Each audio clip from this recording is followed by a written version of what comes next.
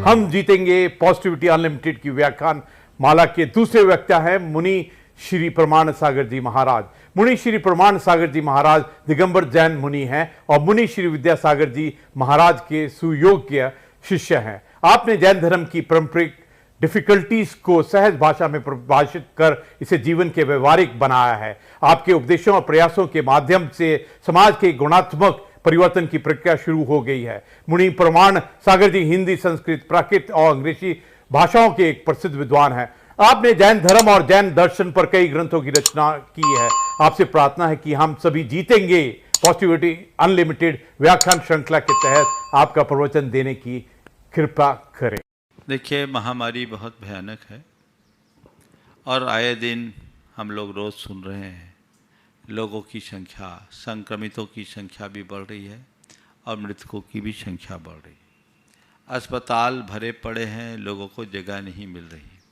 निश्चित ये बहुत त्रासदीपूर्ण काल है, लेकिन ऐसे समय में एक संदेश मैं सभी लोगों से देना चाहता हूँ। सबसे पहले उन लोगों को जो आज इस महामारी के शिकार हुए हैं, जो आज अपनी चिकित्सा ले रहे हैं, जो अस्पतालों में हैं, मैं उन सब से एक कहना चाहता हूँ कि मन को मजबूत बनाओ, घबराइए मत।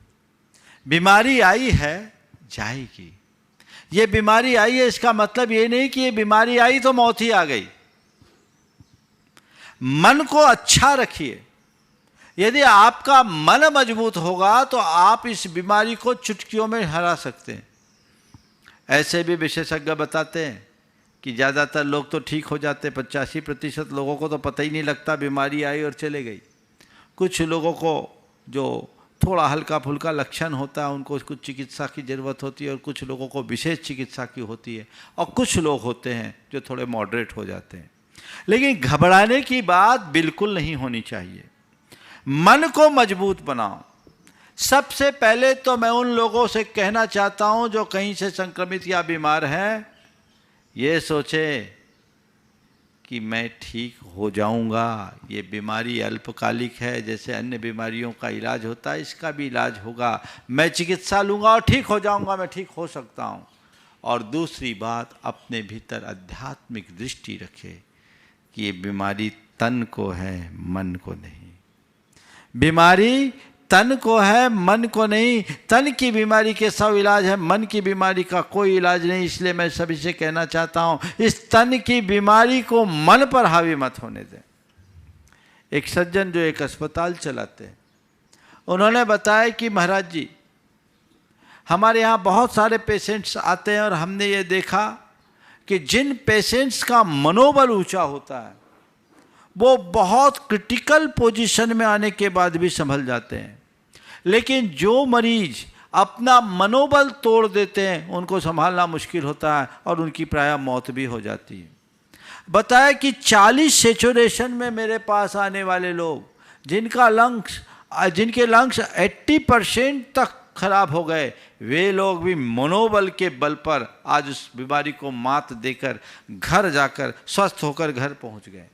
तो मेरा सबसे ये कहना है कि सबसे पहले तो अपने मन को मजबूत बनाओ कि नहीं, ये बीमारी आई है पर ये ऐसी नहीं है कि मुझे ले करके जाएगी, अभी मुझे जीना है। अपने अंदर की जिजीविषा को प्रमुख बनाइए।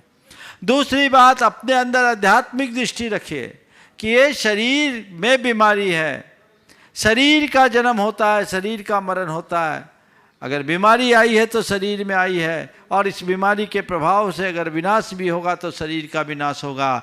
मेरा न जन्म हुआ है, न मेरी कभी मृत्यु होगी, न मुझे कभी रोग होगा, न मेरा कभी अंत होगा। इसलिए मैं किस बात से डरूं? न मैं मृत्यु हो कुतो भीति।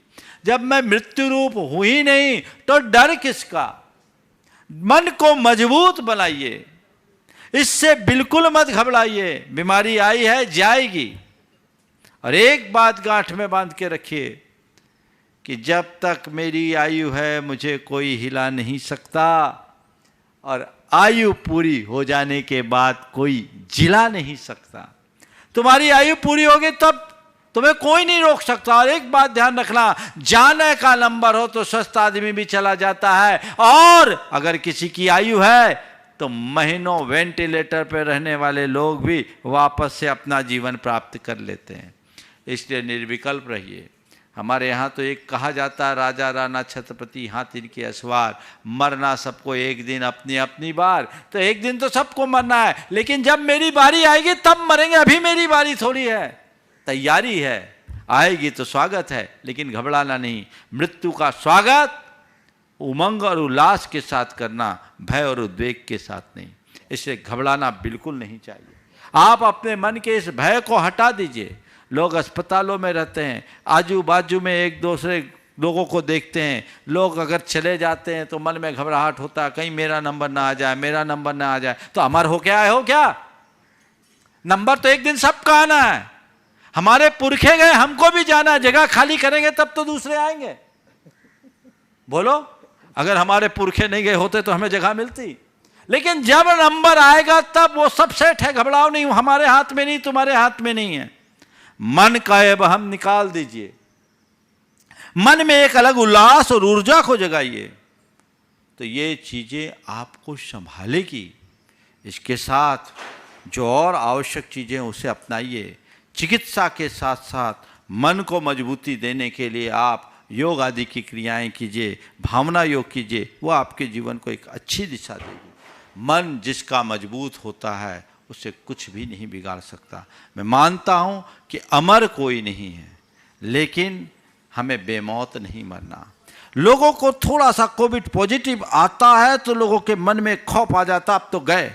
और पेशेंट भी, पेशेंट के साथ साथ उनके जो परिजन हैं वो भी अधीर हो जाते हैं, वो भी बहुत घबरा जाता है और इसी घबराहट में मामला बिगड़ जाता है। पेशेंट्स को भी थोड़ा पेशेंट के साथ उनके परिजन को भी थोड़ा धैर्य रखना चाहिए। ठीक है, बीमारी आई है, चले जाएगी। आप हिसाब लगा लीजिए, हमारे यहाँ इतने सारे लोग संक्रमित हो रहे हैं, पर ज़्यादातर तो लोग ठीक होकर के ही जा रहे हैं। मृत्यु की दर तो लगभग 1.5% ही है ना। ठीक है, ये दूसरा वेरिएंट थोड़ा भयानक है, इसलिए सावधानी पूरी रखिए, सतर्कता रखिए, एक दूसरे के साथ संपर्क मत बनाइए, घर के भीतर रहिए, सेफ जोन में रहिए, ये आपकी जिम्मेदारी है। लेकिन अगर कोई संक्रमित हो गया या मैं संक्रमित हो ना जाऊं, इस बात का भय मन से हटा दीजिए। भय का भूत जब तक आप नहीं भगाएंगे आप ठीक नहीं हो पाएंगे। इसलिए मन को मजबूत बनाने की कोशिश कीजिए। मैं आप सबसे कहता हूं, उन लोगों से जिनके मन में इस महामारी का खौफ है, इस धरती पर ये महामारी पहली बार नहीं आई। पिछले अनेक शताब्दियों का इतिहास हमारे सामने है। हर 100 वर्ष में एक एक महामारी आई, करोड़ों लोग उसमें मरे। लेकिन महामारी आई, करोड़ों लोग मरे, पर मानवता आज भी जिंदा है। हमें घबराने की बात नहीं है। यह महामारी है, लेकिन जब तक मानवता जिंदा है हमें कोई कठिनाई नहीं होगी। हम फिर उठ करके खड़े हो जाएंगे और जो थोड़ा बहुत आज प्रकृति के प्रकोप को झेलना पड़ रहा है वह सब सुधर जाएगा। हमें संभलने की ज़रूरत है, एक दूसरे का साथ देने की ज़रूरत है। ऐसे समय में लोगों को मानवतावादी दृष्टिकोण रखना है और अपनी मानवीय भावनाओं का परिचय देना है। कोई पीड़ित है तो उसके लिए ढाल बन करके खड़े होने की ज़रूरत है।